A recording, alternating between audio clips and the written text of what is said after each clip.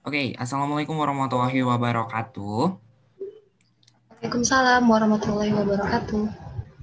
Oke, selamat pagi semuanya. Apa kabarnya hari ini? Pastinya semuanya udah siap ya buat menerima materi pada pagi hari ini. Mungkin siang atau bisa sore gitu. Kita nggak tahu waktunya kapan. Nah, buat kalian nih, siap-siap aja, disiapin minumnya, disiapin makannya buat menerima materi hari ini mengenai gangguan kejiwaan menurut Ibnu Miskawai. Nah, sebelumnya perkenalkan kami mahasiswa Fakultas Psikologi semester 6 Universitas Muhammadiyah Malang. Di sini ada saya sendiri, Afandi Fajar Fadilah, NIM 163. Selanjutnya ada Saya Akidatul Izah, NIM 161. Saya Oviani Septiana, NIM 197. Oke, langsung aja kita menuju ke materi yang pertama, yakni mengenai pengertian tentang kejiwaan, gangguan jiwa, dan penyakit jiwa. Silahkan. Berikut ini adalah pengertian atau arti jiwa menurut Ibnu Miskawai. Ibnu Miskawai mendefinisikan jiwa sebagai substansi sederhana yang tidak dapat diindra oleh panca indera. Jiwa adalah suatu yang lain yang berbeda dengan fisik seseorang. Jiwa adalah bagian dari diri seseorang yang mempunyai substansi yang lebih tinggi, lebih mulia, dan lebih utama dari segala yang bersifat fisik di dunia.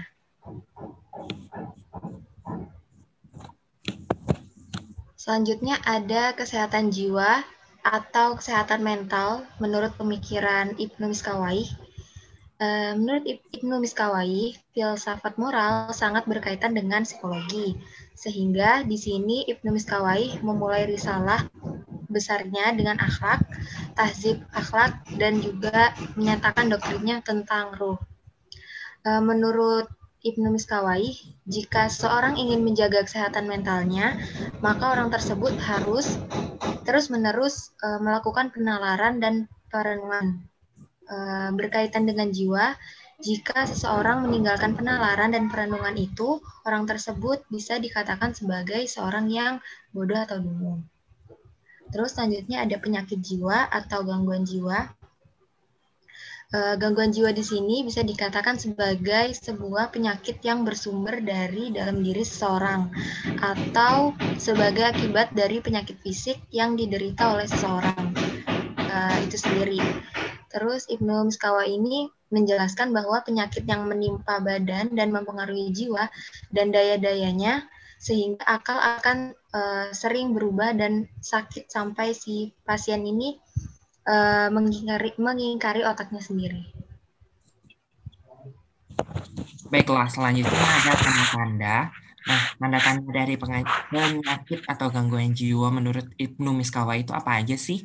Jadi, menurut Ibnu Miskawai, tanda-tanda orang-orang mengalami penyakit jiwa atau gangguan jiwa seperti yang dijelaskan tadi adalah ketidakkemampuan dalam melakukan penalaran dan perenungan yang berakibatkan pada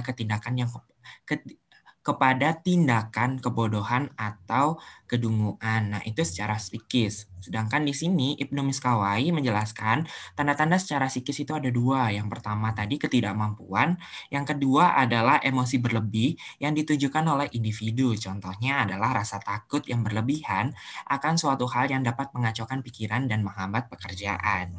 Jadi di sini Ibnu Miskawai beranggapan bahwa emosi berlebihan dan rasa takut itu adalah gangguan dari kejiwaan. Selanjutnya ada tanda-tanda secara fisik. Nah, adanya gangguan pada jiwa akan mempengaruhi kesehatan fisik, seperti ketika kita sedang merasa sakit, terus kita tidak melakukan apa-apa, pasti pikiran kita akan kemana-mana.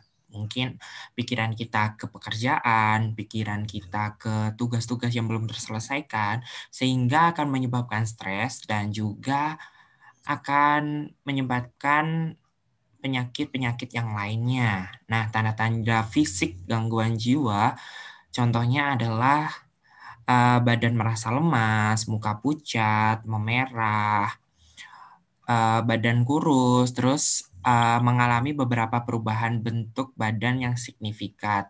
Contohnya seperti ini, ketika seseorang mengalami stres, orang tersebut akan cenderung terlihat lebih kurus dan mungkin bentuk mukanya lebih berubah, wajahnya lebih tirus, atau sebagainya. Dan mukanya itu terlihat seperti muka orang sakit, kayak gitu, bibir memutih dan muka memucat, seperti itu. Selanjutnya. Nah, selanjutnya ada jenis-jenis gangguan jiwa menurut Ibnu Miskawayh. Sesungguhnya Ibnu Miskawayh itu memaparkan ada 4 jenis-jenis gangguan jiwa. Yang pertama yaitu keberanian, kehormatan diri, kearifan, keadilan. Nah, dari 4 hal tersebut memunculkan pandangan lain yang ia tuturkan mengenai penyakit jiwa yang dimiliki oleh seseorang. Yang pertama yaitu dari segi perilaku atau asyaja'ah atau keberanian, yakni kalap atau kehilangan kendali diri dan pengecut. Selanjutnya dari segi perilaku atau asifah atau merupakan kehormatan diri, yaitu rakus dan sifat pasif. Yang ketiga dari segi perilaku, al-hikmah merupakan kearifan, yakni kebodohan dan kedunguan. Dan yang terakhir dari segi perilaku atau al-adalah, yaitu keadilan, yakni perilaku zalim dan terzolimi. Oke, sekian materi dari kita. Jadi buat kalian nih yang sudah membaca PPT tadi dan sudah mendengarkan penjelasan dari kita mengenai gangguan jiwa menurut Ibnu Miskawayh, jika ada pertanyaan, kalian bisa langsung drop pertanyaan kalian di kolom komentar di bawah. Oke, mungkin dari teman-teman ada yang mau disampaikan?